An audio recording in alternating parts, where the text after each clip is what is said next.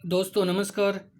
स्वागत है आप सभी का एमजीवी स्टडी पॉइंट यूट्यूब चैनल में। तो दोस्तों बात करेंगे राजस्थान अपवा तंत्र और आज हम बात करेंगे राजस्थान की नदियों के बारे में। तो इसमें टोटल एमसीक्यू टाइप के 25 क्वेश्चन है और इससे पहले दो वीडियो अपलोड हो चुके हैं। एक पहला वीडियो जिसमें नदियों के बारे में डिटेल से बताया गया है और दूसरा जिसमें टोटल 25 एमसीक्यू क्वेश्चन है इनसे संबंधित। तो ज़रूर उन वीडियो को भी देखें। ये सभी एग्ज़ाम यूपीपीसीएल टीजी2 जेएमआरसी रीट एचएसएससी पटवारी पुलिस हाईकोर्ट एलडीसी और अन्य सभी एग्ज़ाम के लिए इम्पोर्टेंट रहने वाले हैं। तो अभी तक अपने यूट्यूब चैनल को सब्सक्राइब नहीं किया तो ज़रूर इसको सब्सक्राइब करें, अपने फ्रेंड्स को भी फॉरवर्ड करते रहिए। और बात कर लेते हैं आज के हमारे क्वेश्चन फर्स्ट की।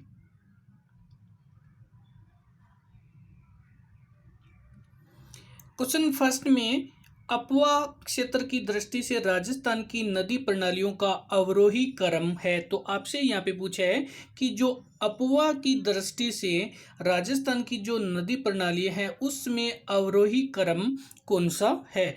और यहाँ पे हमारा जो आंसर है, answer number A, Banas, Luni, Chambal, Mahi, ये नदियाँ जो अपवा क्रम में अवरोही क्रम में है। बनास, लूनी, चंबल और माही। और अब हम बात कर लेते हैं। तो आगे हमारे पास यहाँ पे कि बनास पूर्ण बहाव की दृष्टि से लंबी नदी है। राजस्थान की जो पूर्ण बहाव की दृष्टि से बात करें तो सबसे लंबी नदी है बनास। और बात कर लेते हैं। तो आगे हमारे पास क्वेश्चन नंबर है सेकंड। क्वेश्चन सेकंड और क्वेश्चन सेकंड यहाँ पे आपसे पूछा जा रहा है कि निम्न में से कौन सा सुमेलित नहीं है। आपको वो चूज करना है जो असुमेलित है। और यहाँ पे आपको दिया गया नदी और उसकी सहायक नदी। पहले नदी का नाम है, उसके बाद में सहायक नदी का नाम है। तो आपको देखना है जो सुमेलित नहीं है। और यहाँ पे हमारा आंसर है ऑप्शन है बनास, ये मेज नदी पर, जो कि मेज इसकी सहायक नहीं है।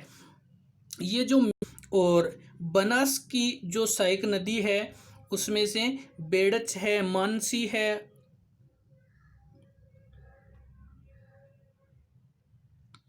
तो यहाँ पे बनास ये मेज नहीं है।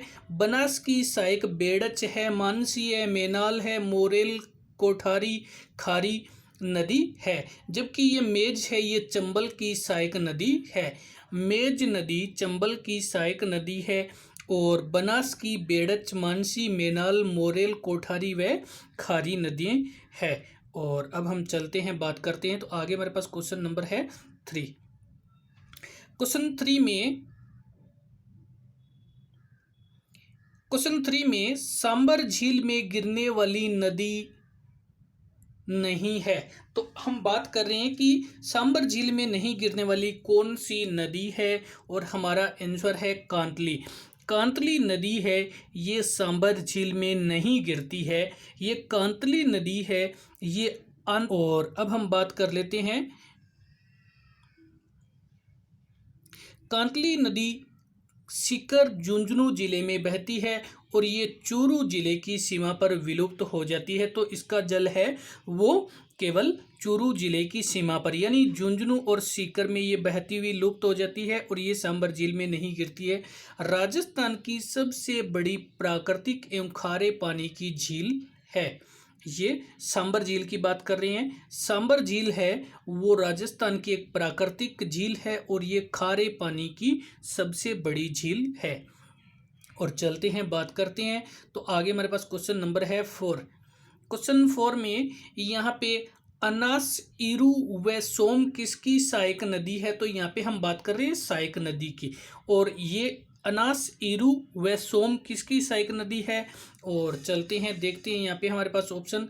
तो यहाँ पे हमारा ऑप्शन है ए, माही। अनास, इरू ये माही नदी की सहायक नदियां हैं। और अब हम बात कर लेते हैं। तो आगे हमारे पास यहाँ पे माही नदी का उद्गम अमरोह की पहाड़ियों से जो विंध्याचल पर्वत मध्य प्रदेश के धार जिले से होता है। मध्य प्रदेश के धार जिले में अमरोह की पहाड़ियाँ, और ये अमरोह की पहाड़ियाँ है, ये है मध्य प्रदेश के जो धार जिले के सरदार शहर से है। और अब हम बात करते हैं आगे। तो राजस्थान में ये माही नदी प्रवेश करती है खांडू गांव बांसवाड़ा जिले में, और ये खंबात की खाड़ी जो गुजरात में है वहाँ पर ये गिर जाती है, या उसका जल है वो खंबात की खाड़ी में डाल देती है। तो बात कर रहे थे माही नदी की, और इससे पहले अधिक डिटेल के लिए जो नदियों का वीडियो अपलोड हो चुका है तो आप देख सकते हैं। माही नदी का उद्गम अमरोह की पहाड़ियाँ मध्य प्रदेश के धार जिले जो विंध्याचल पर्वत श्रृंखला से होता है, और बांसवाड़ा ये राजस्थान में खांडू गांव बांसवाड़ा में प्रवेश करती है और खंबात की खाड़ी में अपना जल ले जाती है। और चलते हैं बात करते हैं। तो आगे हमारे पास क्वेश्चन नंबर 5 है।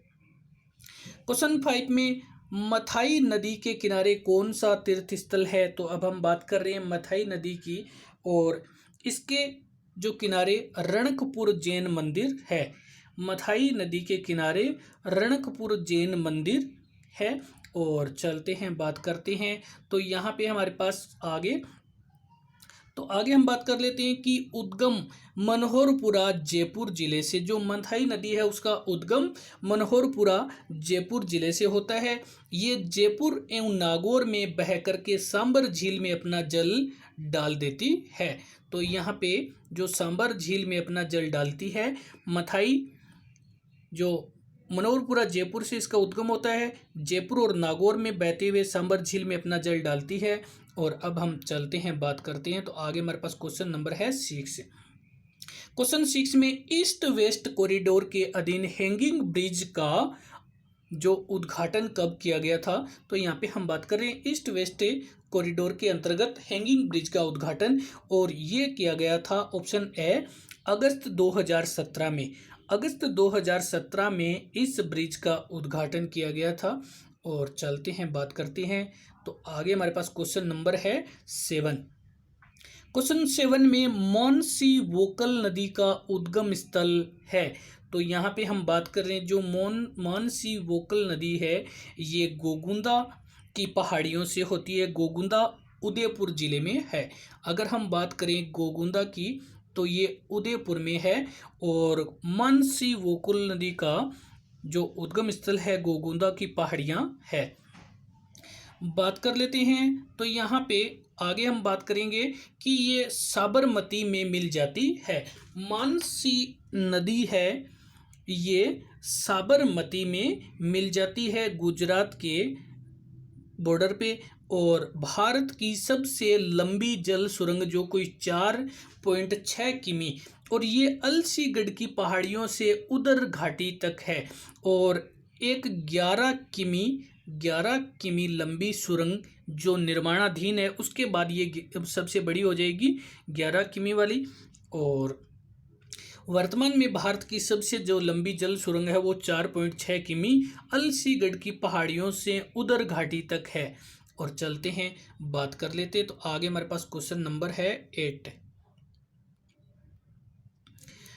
क्वेश्चन 8 में नदी एवं उसके किनारे विकसित प्राचीन सभ्यताओं के जो युग्मों में असंगत युग्म कौन सा है?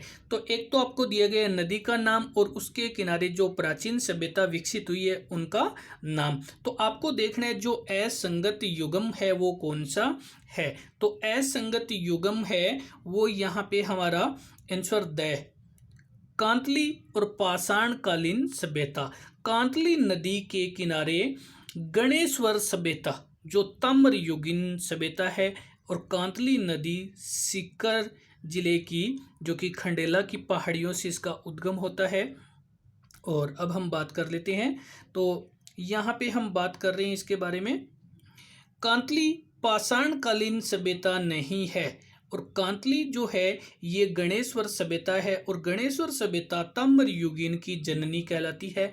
और बात करेंगे पूर्णतः बहाव की दृष्टि से सबसे लंबी नदी है जो कांतली नदी है ये पूर्णतः बहाव है, और हमने पहले पढ़ा है माही नदी जो पूर्ण बहाव की दृष्टि से लंबी नदी है, ये पूर्णतः बहाव की दृष्टि से और 100 किलोमीटर लंबी नदी है।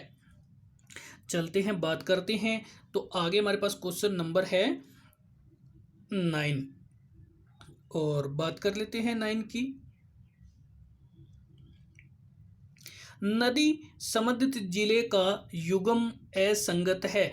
आपको नदी का नाम दिया गया है और जिले का नाम दिया गया है जिस जिले में वो बहती है या उसका जो अपवा क्षेत्र है। तो असंगत जिला और नदी कौन सी है, और यहाँ पे हमारा आंसर है कांतली झालावाड़। कांतली झालावाड़ ये असंगत है। और अब हम देखते हैं कांतली नदी है, ये कांतली नदी सीकर झुंझुनू जिले में बहती है। कांतली नदी है वो सीकर एवं झुंझुनू जिले में बहती है और ये चूरू की सीमा पर विलुप्त हो जाती है। तो कांतली है वो झालावाड़ नहीं है। कांतली चूरू की सीमा पर विलुप्त हो जाती है, जबकि ये सीकर एवं झुंझुनू जिले में बहती है। और अब हम बात करते हैं, तो आगे हमारे पास क्वेश्चन नंबर है 10।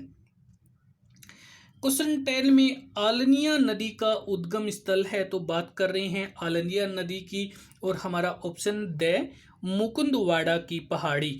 आलनिया नदी का उद्गम स्थल मुकुंदवाड़ा की पहाड़ी है। और चलते हैं, बात करते हैं। तो आगे हमारे पास क्वेश्चन नंबर है 11।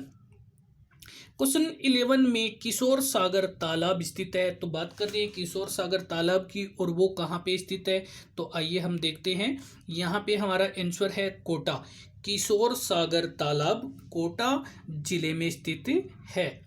और चलते हैं, बात करते हैं। तो आगे हमारे पास क्वेश्चन नंबर है 12। क्वेश्चन 12 में नटनी का चबूतरा निर्मित है, तो यहाँ पे हम बात कर रहे हैं नटनी का चबूतरा, और ये पिछोला झील पर है। नटनी का चबूतरा पिछोला झील पे है, और पिछोला झील अब हम बात कर लेते हैं आगे। तो यहाँ पर हमारे पास आगे दे रखा है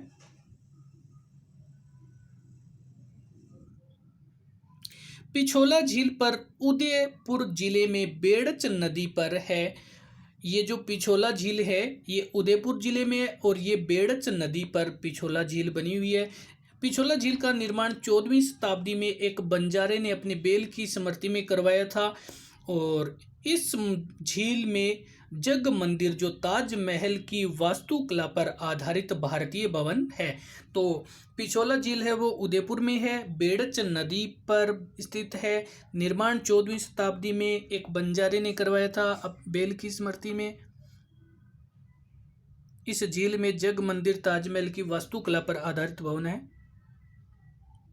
और चलते हैं, बात करते हैं सबसे इम्पोर्टेंट बात हमारी यहाँ पे कि गलकी नामक नटनी का चबूतरा यहाँ बना है। तो आपसे ये भी क्वेश्चन में पूछा जा सकता है, ये 2012 में आरपीएससी द्वारा पूछा गया क्वेश्चन है कि उस जो पिछोला झील पर नटनी का जो चबूतरा है वो किस नटनी के नाम से है। तो गलकी नामक नटनी का चबूतरा वहाँ बना हुआ है। और अब हम बात कर लेते हैं। तो आगे हमारे पास क्वेश्चन नंबर 13।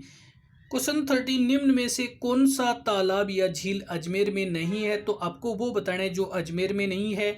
तो यहाँ पे हमारा ऑप्शन है दोनों ही नहीं है। एक तो गुदोलाव तालाब और नारायण सागर, ये दोनों ही जयपुर में अजमेर में नहीं है। और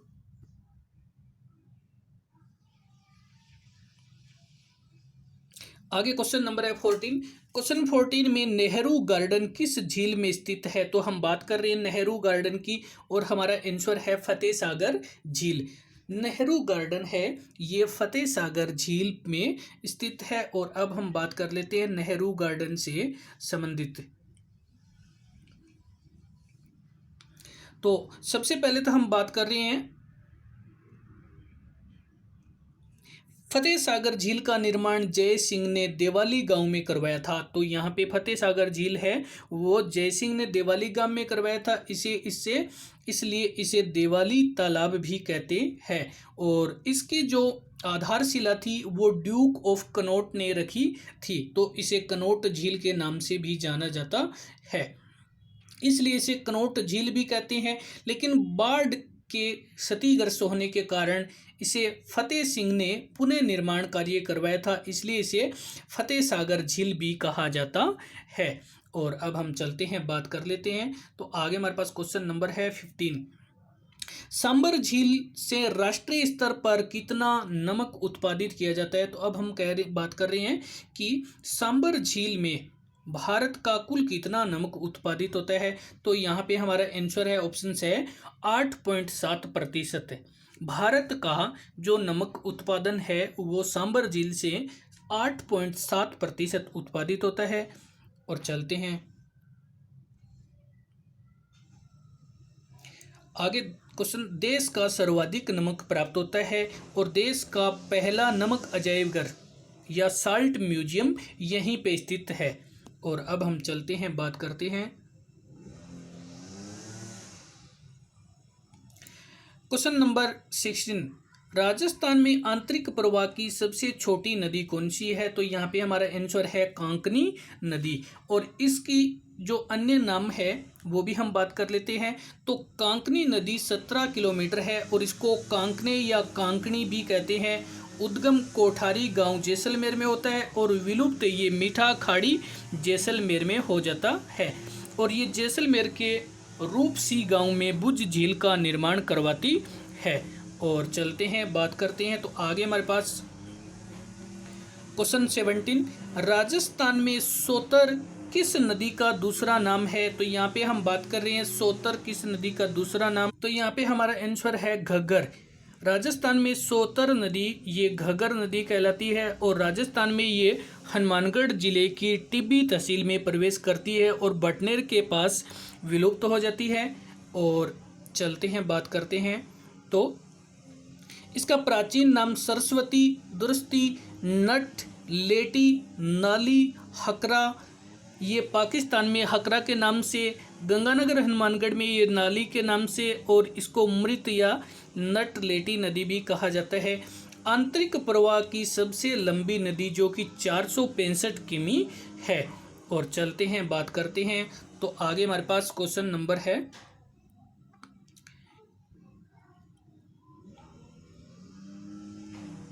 क्वेश्चन 18, राजस्थान की सबसे नीची झील कौन सी है? तो यहाँ पे हम बात कर रहे हैं नीची झील की और ये है तलवाड़ा झील। तलवाड़ा झील ये हनुमानगढ़ जिले की टिब्बी तहसील के तलवाड़ा गांव में है और ये समुद्र तल से सबसे नीची है। हनुमानगढ़ राजस्थान में घग्गर नदी के किनारे और सर्वाधिक नीची झील है। और अब हम बात करते हैं और आगे हमारे पास क्वेश्चन नंबर है 19। क्वेश्चन 19 में राजस्थान की कौन सी दो नदियों का उल्लेख ऋग्वेद में मिलता है? तो अब हम बात कर रहे हैं राजस्थान की उन नदियों की जिनका उल्लेख ऋग्वेद में भी है और यहाँ पे हमारा आंसर है ऑप्शन से, ए एवं बी दोनों, यानी ए और बे, सरस्वती, घग्गर, द्वसती और सरस्वती, ये सभी एक ही नाम है। सरस्वती जिसको घग्गर नदी कहते हैं और ये द्वसती, ये प्राचीन काल में ऋग्वेद में इनका उल्लेख मिलता है। और अब हम चलते हैं, बात कर लेते हैं। तो आगे हमारे पास क्वेश्चन नंबर है 20। क्वेश्चन 20 में लसावरी कौन सी नदी का दूसरा नाम है?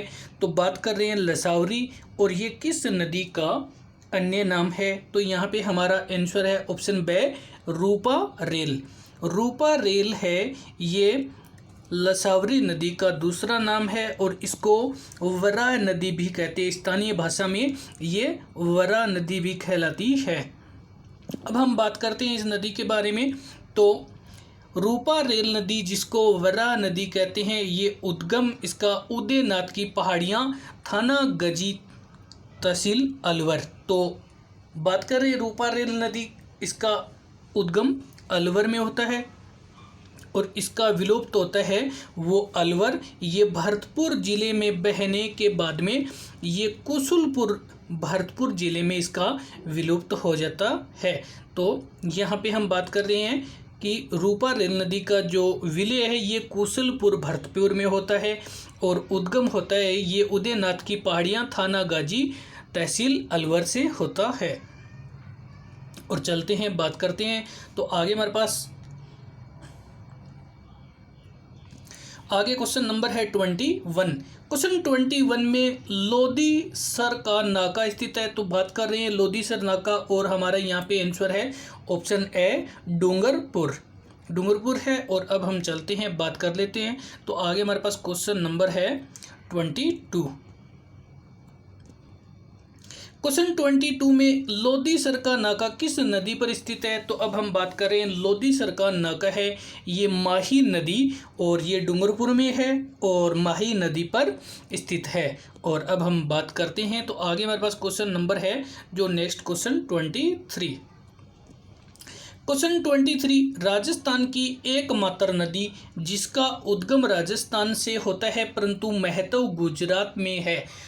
तो बात कर रहे हैं ऐसी एकमात्र नदी है जिसका उद्गम राजस्थान में होता है लेकिन इसका महत्व है वो गुजरात के लिए है, और हमारा आंसर है द साबरमती नदी। साबरमती नदी है, उसकी बात करें तो साबरमती नदी इसकी कुल लंबाई 416 किलोमीटर है, लेकिन ये राजस्थान में केवल 45 किलोमीटर तक ही बहती है, और ये गुजरात के साबरकांठा ज़िले में प्रवेश करती है। और चलते हैं, बात कर लेते हैं। तो आगे हमारे पास क्वेश्चन नंबर है हमारे पास क्वेश्चन नंबर है 24। क्वेश्चन 24 में नदियों को जोड़ने से संबंधित योजना है। तो यहाँ पे हम बात कर रहे हैं नदियों को जोड़ने के लिए जो योजना है, यहाँ पे हमारा आंसर है अमृत क्रांति। नदियों को जोड़ने की जो योजना है उसको अमृत क्रांति के नाम से जाना जाता है। और चलते हैं, बात करते हैं। तो आगे हमारे पास क्वेश्चन नंबर है 25 जो इस वीडियो का लास्ट क्वेश्चन है। क्वेश्चन 25, राजस्थान में सबसे ज़्यादा नदी किस संभाग में है। तो हम बात कर रहे हैं संभाग की। तो सबसे ज़्यादा जो नदियां हैं वो राजस्थान के कोटा संभाग में है, और यहाँ पे अगर हम बात करें कम की तो कम है बीकानेर संभाग में। बीकानेर संभाग में सबसे कम नदियां हैं, और चूरू और बीकानेर ऐसे ज़िले हैं जिनमें एक भी नदी नहीं है। तो दोस्तों इसी के साथ में धन्यवाद वीडियो देखने के लिए। लाइक शेयर करते रहे। अभी तक यूट्यूब चैनल को सब्सक्राइब नहीं किया तो ज़रूर सब्सक्राइब करें। तो वीडियो देखने के लिए धन्यवाद।